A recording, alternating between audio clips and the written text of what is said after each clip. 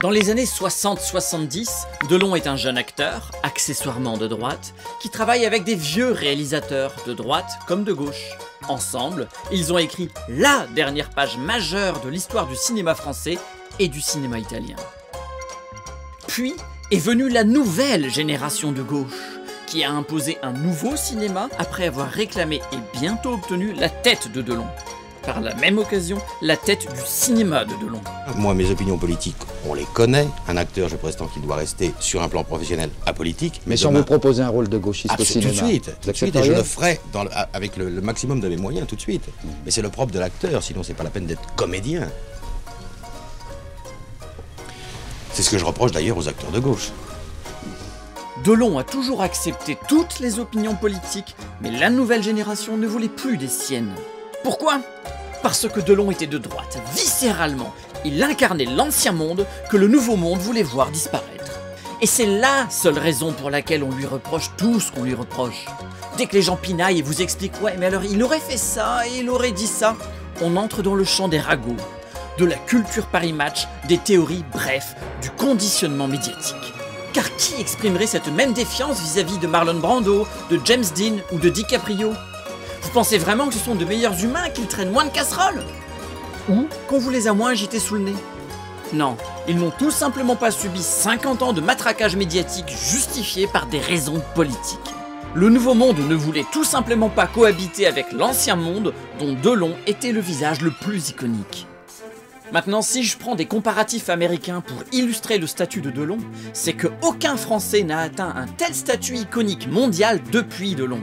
Depardieu est un meilleur acteur, mais son cinéma n'a pas eu une telle influence mondiale. Car Delon, dans les années 60, c'est beaucoup plus qu'un acteur, c'est l'icône absolue. Et ça ne tient pas qu'à lui, loin de là, il le sait.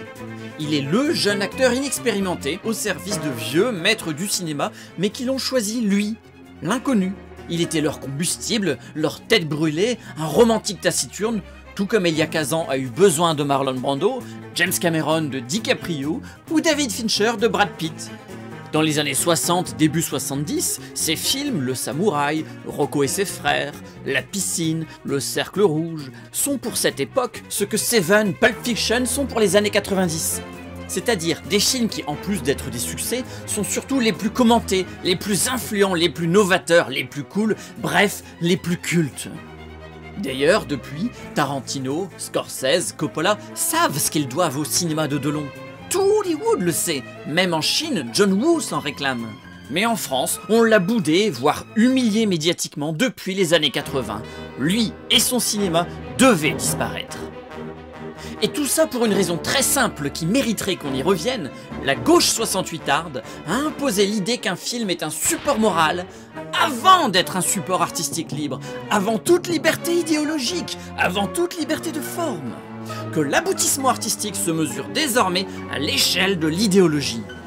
Et le cinéma de Delon, le modèle d'homme qu'incarnait Delon et le modèle de société qui transparaissait à travers ses films n'était plus compatible avec le nouveau cahier des charges moralo-politique du cinéma français. C'est-à-dire les exploiter, les opprimer.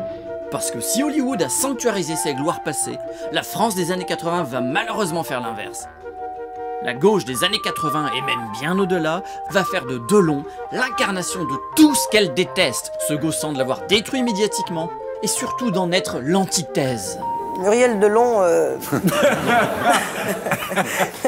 Muriel Delon pense que c'est stupéfiant d'être stupéfait. Mais prendre le plus beau, le plus culte des hommes de l'ancien monde pour en faire une icône de détestation, peut-être pas facile de vivre avec Alain Delon, finit par être une médaille réversible. En effet, aujourd'hui, Delon apparaît comme le symbole de tout ce que le cinéma français n'est plus, de tout ce que la France n'est plus. Tout ça dépasse évidemment l'homme qu'il était, avec ses défauts d'homme parfois pathétiques, et encore plus l'artiste mesuré qu'il était. Mais il est désormais question de légende. Comme le savait Delon quand il parlait de lui à la troisième personne, l'image de Delon a toujours échappé à Delon et n'a pas fini d'évoluer. Non, le grand perdant de cette histoire de lynchage médiatico-politique, ce n'est pas Delon. Les grands perdants, ce sont les Français qui se sont vus amputés d'une part majeure de l'expression culturelle française, du cinéma de Delon, d'un style, d'une mode, d'une tendance inspirante, d'un certain cinéma français et donc d'une certaine France. D'ailleurs, Delon disait « Mon cinéma, mon grand cinéma est mort ». Effectivement, parce que si cette semaine on enterre physiquement Delon, son cinéma, lui, est mort depuis des décennies.